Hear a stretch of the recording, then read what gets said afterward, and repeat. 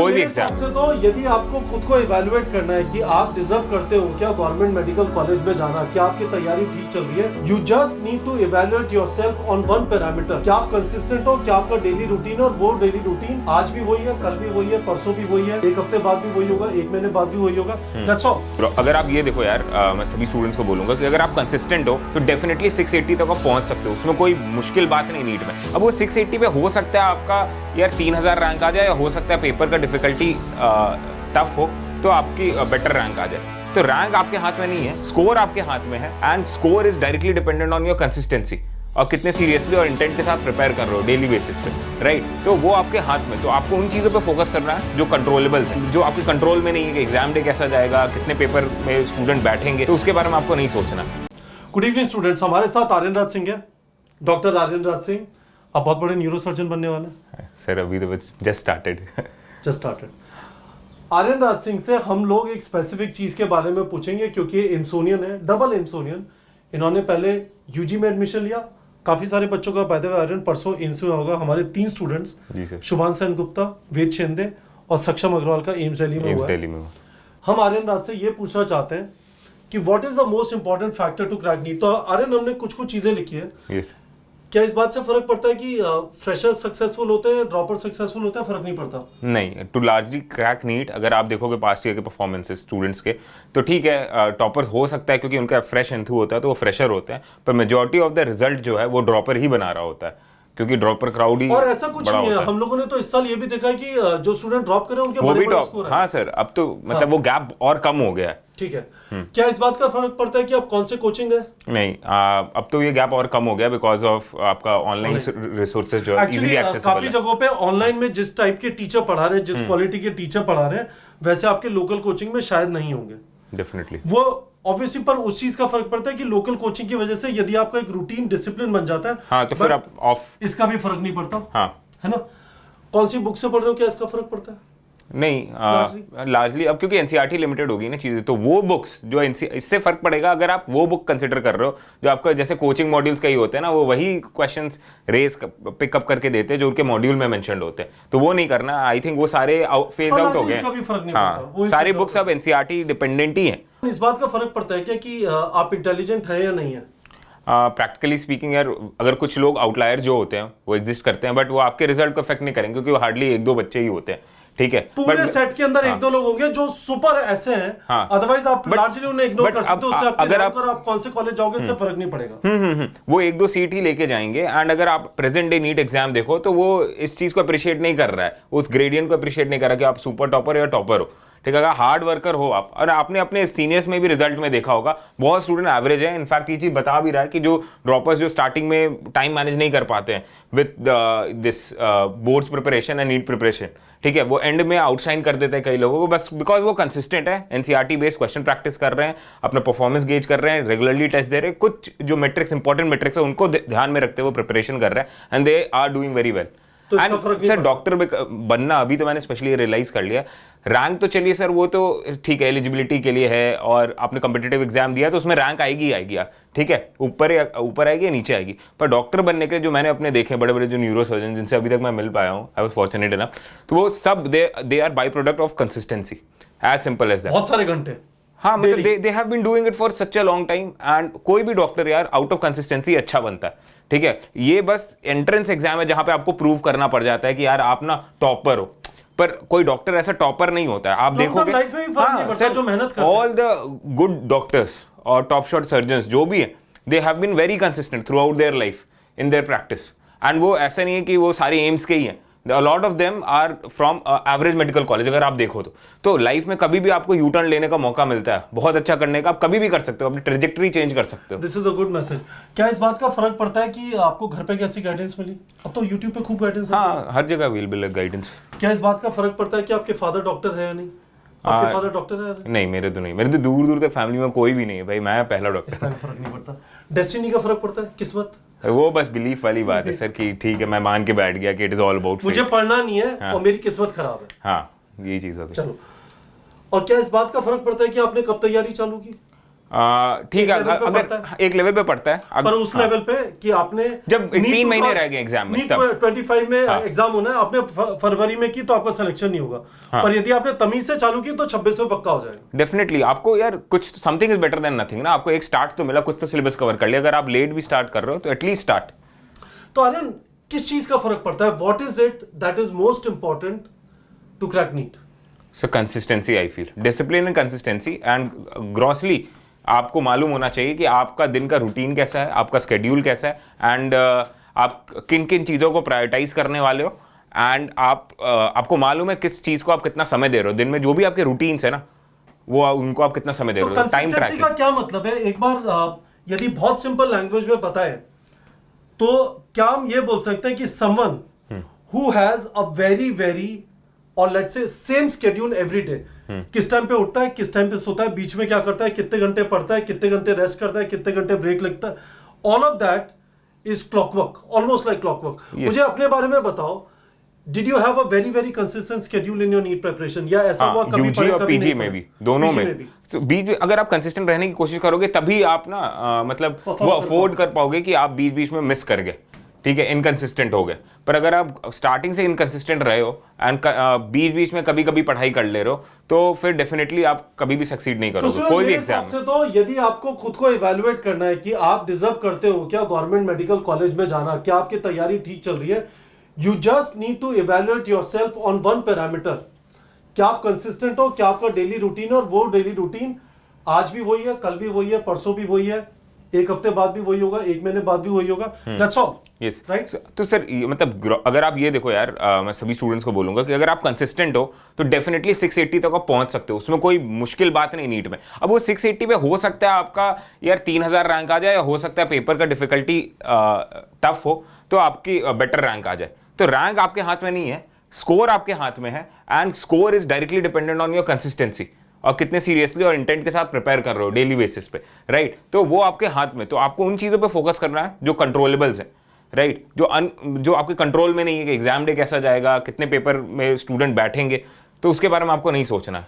तो अरे ना एक चीज बताइए, of late you have not been able to create a lot of videos, तो बच्चों को है ना इस चीज के अराउंड कुछ प्रैक्टिकल एडवाइस देते हैं। You recently wrote PG again, आपने पहले ऑफ्थल्मोलॉजी ले लिया था। हाँ, ऑफ्थल्मोलॉजी, आई एम राइट। और उसके बाद you decided after some time कि न्यूरो सर्जरी लेना है, so you wrote the PG exam again. तो आपको एक टफ एग्जाम की वापस तैयारी करनी पड़ी, तो आपने सबसे पहले इस वाली चीज को पकड़ने की कोशिश, जैसे दिमाग में है कि एग्जाम है, you have to get into a routine, otherwise आप एग्जाम की तैयारी सच में कर नहीं रहे हो। हाँ, and routine is valid at each and every step. मतलब आपका पढ़ाई का रूटीन होता है, एग्जाम देने का रूटीन होता है, टेस्टिंग का रूटीन होता है, क्वेश्चन प्रैक्टिस का रूटीन होना चाहिए। जितना आप रूटीन कर लोगे ना हर चीज में, आप देखोगे आप उतना अच्छे एफिशिएंटली अपनी एनर्जी को टाइम को यूज कर पाओगे। मुझे एक चीज बताओ, जब आप पीजी की तैयारी कर रहे थे, यूजी तो आपने 2017 में तैयारी की थी, राइट? तो क्या ऐसा था कि पर्टिकुलर टाइम पे हर रोज आप क्वेश्चन प्रैक्टिस करते थे? नहीं, वैसा नहीं था, बट आपके दिमाग में ये था कि इतना वीडियो वगैरह देखूंगा, इतना क्वेश्चन प्रैक्टिस करूंगा, और इस टाइम पे आने के बाद इतना रेगुलरली टेस्टिंग करूंगा, राइट? डेफिनेटली टेस्ट मैं रेगुलरली देता था, उसका रूटीन था। मान लीजिए एग्जाम अगर सुबह स्केड्यूल्ड है नीट पीजी का, तो मैं सुबह ही टेस्ट दूंगा। अगर आफ्टरनून में है तो मैं आफ्टरनून में ही दूंगा test. You want your body to get used to. हाँ, body should be used to it. तो अरे ना यहाँ पे आ जाते हैं, तो कुछ प्रैक्टिकल एडवाइस स्टूडेंट्स को देते हैं कंसिस्टेंसी के अराउंड। हम लोगों ने कुछ चीजें टारगेट बैच के अंदर भी प्रोवाइड, मेरे भी दिमाग में ना एक लेवल पे ये चीज कंटिन्यूसली रहती है स्टूडेंट्स के लिए कि मैं इनको कंटिन्यूसली बोलता रहूं, कर लो सोने से पहले बेबी, अभी हम लोगों ने एक बेबी टेस्ट है ना, कि सोने से पहले दे लो, नहीं तो क्या बहाना होता है, टेस्ट दे लूंगा, बाद में दे लूंगा, बात तो कभी आता नहीं है। Even if you get into routine of smaller size test, it will take you towards bigger size, तो एटलीस्ट स्नोबॉलिंग शुरू हो जाएगी सर। तो अब एक चीज बताइए, आपने एक चीज, पहली चीज यहाँ पे लिखी है टाइम ट्रैकिंग। तो टाइम ट्रैकिंग का मतलब बताइए क्या? तो टाइम ट्रैकिंग मींस यार कि तुम्हें अपने दिन में मालूम होना चाहिए तुम किस एक्टिविटी पे कितना टाइम स्पेंड कर रहे हो। तो ग्रॉसली जो मेरे पीजी प्रिपरेशन में भी जो एक्टिविटीज थी, ठीक है, या फिर एमबीबीएस में जब भी एग्जाम आता, ठीक, तो उस समय भी मैं टाइम ट्रैक करता। मैंने ये हैबिट डेवलप कर ली, तो I learn from a lot of productivity gurus जिनको मैं यूट्यूब पे फॉलो करता है, कि टाइम ट्रैकिंग से आपका बहुत कुछ नुआंसेस आपको पता चल जाती है कहाँ कहाँ आप टाइम सेव कर सकते हो, कहाँ पे आप एफिशिएंट हो सकते हो, कहाँ टाइम एलोकेट कर सकते हो। अगर आपको लग रहा है कि यार इसके लिए मेरे पास टाइम नहीं तो आप टाइम एलोकेट कर सकते हो। तो मेरा ग्रॉसली ये सारे थे, सेल्फ स्टडी जिसमें मेरा नीट पीजी का प्रिपरेशन था, ठीक है, और इनफैक्ट मैं यूजी में भी ये चीज करता था, बट टाइम ट्रैक नहीं करता था पर से, मैं सेल्फ स्टडी को जरूर ट्रैक करता था, और पर्सनल टाइम और टाइम वेस्ट। अभी मेरा ब्रेक में टाइम ट्रैकिंग के लिए कोई ऐप यूज की क्या? हाँ, मेरे आईफोन पे ऐप है, मैं उसका नाम भूल गया, बट आप कोई भी ऐप यूज कर सकते हो, बेसिक ऐप, या फिर हाँ बहुत सारे ऐप हैं वो सब। आपको उसमें कंटिन्यूअसली जाके डेटा डालना पड़ेगा, अभी मैंने क्या किया, अभी मैंने क्या मैं किया। ऑन कर देता हूँ and it is tracking time, मैं अपना पढ़ रहा हूँ, ऑन करके छोड़ दिया, मोबाइल साइड में रख दिया, या फिर आप अपना स्टॉप वॉच ऑन कर लो, क्लॉक ऑन कर लो, आप नोट कर लो टाइम कितने बजे पढ़ने बैठे, दीवार पे चिपका लो हर रोज का हिसाब। हाँ, हर रोज का आपको दिखना चाहिए यदि आप खुद के साथ बदतमीजी मचा रहे हो तो। हाँ, तो डिवाइस पे करने से फायदा क्या, मोबाइल पे स्पेशली, कि आपको वो ग्राफ भी दे देता है at the end of the week. तो मेरे को मालूम रहता है, मैं कोशिश करता था कि मेरा सेल्फ स्टडी का जो टाइम है ना, मेरा यूजी में भी 13 आवर्स 12 आवर्स तक एक्सीड करता था, as and when required, depending on the priority, ठीक है, वो टेस्ट कितना इंपॉर्टेंट है मेरे लिए, फिर ज्यादा टाइम है। और ये यूजी पीजी के वक्त भी मैं इसको 12-13 आवर्स रखता था, एंड आई वाज सरप्राइज्ड कि 12 घंटे पढ़ने के बाद 7 आवर्स ऑफ स्लीप के बाद भी मेरे पास 4 घंटे दिन में टाइम वेस्ट करने को, दैट्स अ लग्जरी। तो वो आप रियलाइज करते हो once you start tracking your time. Otherwise Aryan, बच्चों को ये थोड़ा फील दिलाओ, जब आप टाइम ट्रैक नहीं कर रहे ना, तो टाइम इस तरह की चीजों में वेस्ट होगा। खाना खाने बैठे, एक और जना कोई साथ में बैठा है, गप्पे लग रहे हैं, रैंडम चिटचैट मारी, रैंडम बात कर रहे हैं, कोई मैं तो इनफैक्ट नेटफ्लिक्स भी देख रहा था अपने पीजी प्रिपरेशन में, बट वो टाइम बाउंड था एकदम 45 मिनट्स पे। अदरवाइज वो क्या होता है, एक सीरीज से दूसरे एपिसोड पे गए, तीसरे एपिसोड पे गए, और वो आपका टाइम किल होता है ना, अपने आप को समझाते रहते हो आप कि आज 6 घंटा पढ़ा है ना, तो कल 12 घंटे पढ़ लूंगा, आज का टाइम वेस्ट हो गया तो क्या। पर that does not happen, that builds pressure. और वो एक हैबिट आपका, एक ये हैबिट फॉर्मिंग स्टेज है आपका, जब भी आप प्रिपेयर कर रहे हो ना, स्पेशली 8 मंथ्स बिफोर जब आप प्रिपेयर करना शुरू करो, तो ये हैबिट फॉर्मिंग स्टेज है। तो आप अच्छे हैबिट्स को इनकलकेट करो। अगर वो हैबिट अभी से डाल लिया कि मतलब स्पाइक, मतलब क्रेस्ट एंड ट्रफ में आप पढ़ने वाले हो, तो फिर that is not gonna be helpful in the long run. तो ये बच्चों को होपफुली समझ आ गया होगा। इन सारी चीजों को ट्रैक कर लीजिए, है ना। सेल्फ स्टडी, आपके केस में थ्योरी कितनी की, एमसीक्यू प्रैक्टिस, हाँ, ये भी करता था मैं, हाँ, है ना। और इसमें गाइस यूजी के हिसाब से मैं आपको क्लियरली बता देता हूँ किस टाइप की प्रॉब्लम में आप फंसोगे। थ्योरी किए जा रहे हैं, वीडियो देखे जा रहे हैं, नोट्स लिए जा रहे हैं, आपने प्रैक्टिस नहीं किया, आपको कुछ भी समझ नहीं आया। You have to subject yourself to MCQ practice, you have to subject yourself to testing. नहीं तो आपको जब तक अपना सत्य पता चलेगा ना, तब तक बहुत लेट हो गया होगा। You have to do it every day. हर रोज एमसीक्यू प्रैक्टिस करना है। हम लोगों ने आपको बेबी टेस्ट बना के दिया है, वो मैं आपको दिखा दूंगा वापस। आप लोगों में से काफी लोगों को अभी भी समझ नहीं आया बेबी टेस्ट कहाँ पे।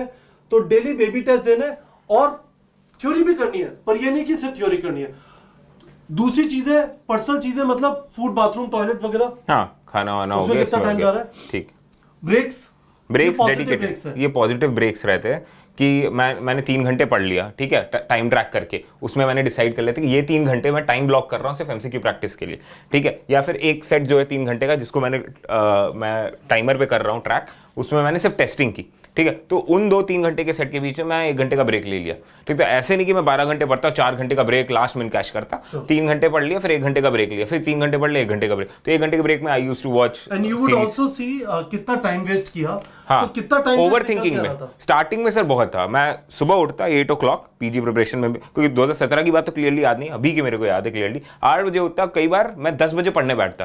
एंड ये टाइम ट्रैकिंग की वजह से ही मेरे को पता चल रहा था कि वेयर एम आई लैकिंग। ये वाली चीज बच्चों को बता देते हैं। ये जो ओवर थिंकिंग की जो प्रॉब्लम है ना, इसका एक पार्ट ये होता है, मैं बिना सोचे सोया रात को, सुबह उठा and then I am trying to figure out क्या करना है। तो रात को या आप जो कल करोगे उसे बना के रख दो, चिपका दो, सुपर यूजफुल। तो you are able to start your day early. वो फ्रिक्शन बहुत कम हो जाता है सुबह स्टार्ट करने में। And I had notice sir कि ये डेली रूटीन, मतलब ये तो तब आएगा आपका जब you know what you have to do the next day. And next day अगर आप प्लान करके नहीं उठ रहे हो, पहले से आप प्री प्लान नहीं उठ रहे हो, ये पक्का टाइम वेस्ट होगा। क्योंकि आप सुबह उठोगे ना, तो एग्जाम के जितने पास जाओगे आप रियलाइज करोगे उतना एंजाइटी आपकी बढ़ेगी, और आपके ऊपर चीजें ना मतलब कंट्रोल से बाहर जाने लगेगी। आप ओवर थिंक करोगे, आप और मोटिवेशन वीडियोस देखोगे, आप काउंसलिंग वीडियोस देखने लगोगे, मॉम डैड से बात करने लगोगे अपने एंजाइटी वाले करने के लिए, right. And that waste time. वही अगर आपको मालूम है कि यार मेरे को ये करना है, तो सुबह उठ के आप इजीली शुरू कर सकते हो। मैंने देखा टाइम वेस्ट 0 नहीं हुआ मेरा सर, पर मैं आधे घंटे 1 घंटे में शुरू कर लेता, because I had a stencil to work on, ठीक है। वहां क्या होता है, स्टार्टिंग में आप उठ के पहले तो अपने ओवर थिंकिंग से फाइट करो, उसके बाद नया टाइम टेबल बनाओ, उसमें 1 घंटा और खराब होगा आपका, तो 3 घंटे तो टोटल खराब हो जाएगा। एक्सीलेंट। अब आर्यन, एक और चीज है, हमारे पास हमेशा लिमिटेड टाइम होगा, ऐसा नहीं है अनलिमिटेड टाइम है। Unlimited Definitely. टाइम नहीं होने का मतलब ये है, मुझे बहुत पसंद है breathing and exchange of gases, मेरा मन कर रहा है 1000 क्वेश्चन प्रैक्टिस कर लो, पर उतना टाइम नहीं है। मुझे वो चैप्टर आता है, I need to spend more and more time on things I don't no.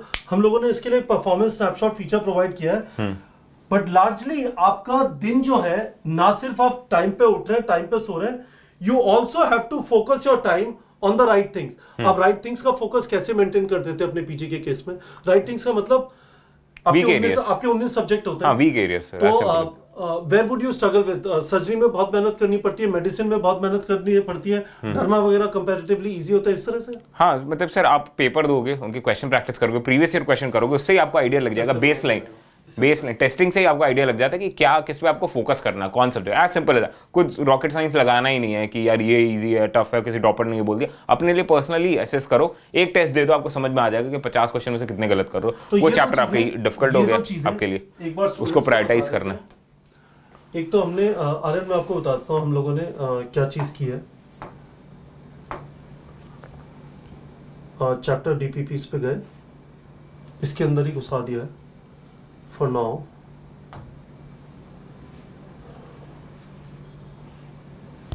Create DPP पे गए, गाइस यहाँ पे आपको क्रिएट डीपीपी दिखाई देगा। ये वाला फीचर अभी वेबसाइट पे है, ऐप पे भी आ जाएगा।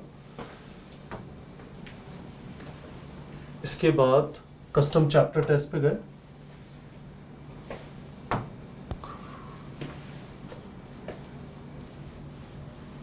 उसके बाद यहाँ पे गए, और आपने कहा मुझे बेबी टेस्ट चाहिए, वाह, है ना। Let's say morphology of flowering plants, botany में आपने लिया, चारों सब्जेक्ट का एक एक चैप्टर ले लीजिए, अपने आप बैलेंस आ जाएगा। केमिस्ट्री में केमिकल बॉन्डिंग लिया, फिजिक्स में मोशन इन अ प्लेन लिया, ज़ूलॉजी में breathing and exchange of gases लिया, क्रिएट बेबी टेस्ट किया, और ये भी section A section B format में होगा, प्रिंट पीडीएफ कर लिया। तो ये देखिए, रोज तो एक पेपर अटेम्प्ट करना चाहिए। Baby test is a nice way to stay in touch with questions. Unnecessarily pressure feel मत करो, अब मैं कल कर लूंगा, 200 क्वेश्चन में बहुत टाइम लगता है। नहीं, क्योंकि स्टूडेंट के 200 क्वेश्चन अटेम्प्ट इसलिए नहीं करते, उनको लगता है यार एनालिसिस कैसे करेंगे, अब तो दिन निकल गया, नींद आ रही है। करेक्ट, ये देखो, है ना, section A section B format में, नाइस।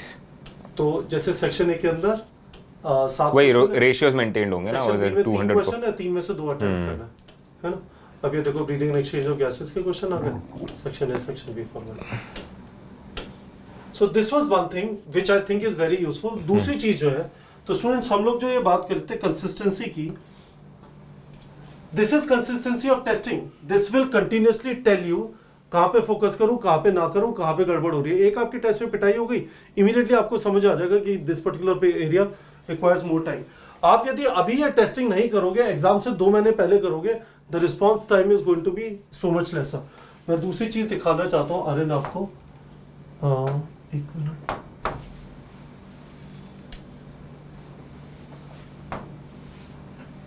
तो आर्यन दूसरा क्या है कि यहाँ पे आप नीचे आते हैं, यहाँ पे आपका आता है व्यू रिपोर्ट, परफॉर्मेंस रिपोर्ट, है ना। जब आप इस पे क्लिक करते हैं तो यू रीच है, और इसके बाद यहाँ पे जनरेट स्नैपशॉट करता है ना। तो ये एक स्टूडेंट का है जिसने 24,000 क्वेश्चन प्रैक्टिस किया। एज ऑफ टुडे उसका प्रोजेक्टेड स्कोर 705 है, ठीक है, 704 है। और यहाँ पे आपको पता चलता है ये स्कोर प्रेडिक्शन लास्ट के 1000 क्वेश्चन की प्रैक्टिस के बेसिस पे, और यहाँ पे आपको पता चलता है आपका हर एक चैप्टर के अंदर कितना करेक्ट परसेंटेज चल रहा है। और इसी का ये है ना, ये 100% है, पर कुछ क्वेश्चन में करेक्ट परसेंटेज कम होगा, है ना। इस स्टूडेंट का तो करेक्ट परसेंटेज 37 था नीचे सर, ये ओल्ड एनसीईआरटी है ना। तो एक बार देखते हैं फिजिक्स में कहीं पे है क्या। 90% था एक में, हाँ ऊपर एक सब्जेक्ट था 90% चैप्टर था, नीचे हाँ। तो दिस स्टूडेंट इज 88 700 प्लस अगर प्रेडिक्टेड स्कोर 88% है ना। तो स्टूडेंट को पता है कि मुझे breathing and exchange of gases के क्वेश्चन करने हैं, स्ट्रेंथन देम। जैसे है ना breathing and exchange of gases का था, तो यहाँ पे इस तरह से आपको लेट्स से रेगुलेशन और रेस्पिरेशन के क्वेश्चन से बच्चों को तकलीफ होती है, क्रिएट डीपीपी किया और सीधा यहाँ पे डीपीपी जनरेट हो जाएगा रेगुलेशन और रेस्पिरेशन का, right. So these are all the things which are there guys. इस वाले वीडियो के थ्रू हम आप लोग को इस बात के लिए सेंसिटाइज करना चाहते थे कि अरे नहीं रेगुलेशन और रेस्पिरेशन टाइप के क्वेश्चन लग रहे हैं क्या? हाँ कीमो रिसेप्टर, न्यूमोटॉक्सिक सेंटर, ये तो तुम्हारी लाइफ में भी चल रहा होगा न्यूमोटॉक्सिक सेंटर। बहुत सही, ठीक है गाइस। तो वीडियो की लार्जली समरी ये है कि एक ही चीज मैटर करती है, आप लोग को अपने दिमाग में डाल लेना है, if you want to crack NEET Aryan this is the only thing that matters, बाकी सब हवा है। डेली पढ़ाई करनी है, आपका एक सपना है डॉक्टर बनने का, आपको उसके लिए मेहनत करनी है। कंपटीशन है, पर कंपटीशन उसी हद तक है कि जो लोग मेहनत करेंगे उनका सिलेक्शन हो जाएगा, जो लोग मेहनत नहीं करेंगे, जो कंसिस्टेंट नहीं है, जो कभी पढ़ते हैं कभी नहीं पढ़ते, कोई ना कोई एक्सक्यूज होता है, they are able to internalise कि चलता है एटीट्यूड नहीं चलेगा। डेली रूटीन, एक टाइम पे उठे, एक टाइम पे सोए, बीच में पढ़ाई की 10 से 12 घंटे। 2000 पीपल हुआ टॉपर्स। मैं लार्जली बोल सकता हूँ कि हर टॉपर की एक कहानी होगी, उनका एक फिक्स डेली रूटीन होता है। हाँ, there is a method to madness जो हर एक टॉपर अपना फिगर आउट कर लेता है, and consistency is a very big component of method to madness. मतलब जितना भी chaos है उसको आप एकदम स्ट्रीमलाइन कर सकते हो जस्ट बाय बीइंग कंसिस्टेंट। और कंसिस्टेंसी आ जाएगी टाइम ट्रैकिंग से, आपको पता चल गया आपका कहाँ टाइम वेस्ट हो रहा है, एंड बस वो चीज़ें आप धीरे धीरे एलिमिनेट करना शुरू करो। यू हैव टाइम, तो धीरे धीरे एलिमिनेट करो अपने बैड हैबिट्स को और गुड हैबिट्स आप फॉर्म करना शुरू करो, एंड उसी में आप समझ जाओगे क्या प्रायोरिटाइज करना है, because you are testing yourself regularly, prioritise कर रहे हो, and you need to learn the art of blocking time. कि आपने एक सब्जेक्ट पढ़ना शुरू किया, डिसाइड किया कि ये पढ़ना है, तो उसको पढ़ के मतलब उस टाइम में वही काम करना है, उस किसी और के बारे में नहीं सोचना। एंड लार्जली मैं बता दूं यार, अगर आपको डॉक्टर बनना है तो ऐसा नहीं कि नीट यूजी निकाल लिया, मैं सोचता था नीट यूजी निकाल लिया तो एमबीबीएस में क्या मतलब मजे करेंगे, फन करेंगे, पर आपको एमबीबीएस में भी पढ़ना ही है, तो वहाँ पे भी कंसिस्टेंसी चाहिए, एक हैबिट चाहिए आपको पढ़ाई करने की। This is not gonna be, जैसे मेरी ट्विन सिस्टर है इंजीनियरिंग साइड पे, तो they used to study just before exam engineering में, ठीक है, 2 days a night before exam करके दे डू वेल। मेडिसिन में ऐसा नहीं चलेगा, मेडिसिन में ऐसा होगा ही नहीं, आपके पास सिलेबस इतना ज्यादा होगा, आप जब एमबीबीएस में आओगे फिर पीजी के लिए भी सिलेबस ज्यादा होगा, तो पढ़ने की हैबिट तो होनी चाहिए। तो अभी से ये हैबिट आप डाल लो, this is gonna help you forever guys, and you are a learner for life. Medicine हम दोनों स्क्रीन से हट जाते हैं। This is what matters. यदि आप कंसिस्टेंट हैं, आप नीट क्रैक करेंगे। यदि आप कंसिस्टेंट नहीं है, कभी पढ़ने का मन करता है, कभी नहीं करता, कभी थ्योरी की, कभी क्वेश्चन प्रैक्टिस किया, टेस्ट नहीं लिखा, गुड लक। बहुत सारे टॉपर्स हैं जो कंसिस्टेंट होंगे, जो डेली रूटीन समझते हैं, उनका सिलेक्शन हो जाएगा। जो डेली रूटीन नहीं समझते, जो कंसिस्टेंट नहीं है, उनका सिलेक्शन नहीं होगा। Doctor Rajendra Singh, the great doctor Rajendra Singh, the big neuro surgeon in our office. And Aryan, thank you so much for this video. आपने कहा कि इस वाले टॉपिक के ऊपर वीडियो बनाते हैं, you have come after long time. Guys, Dr. Aryan Raj Singh for you.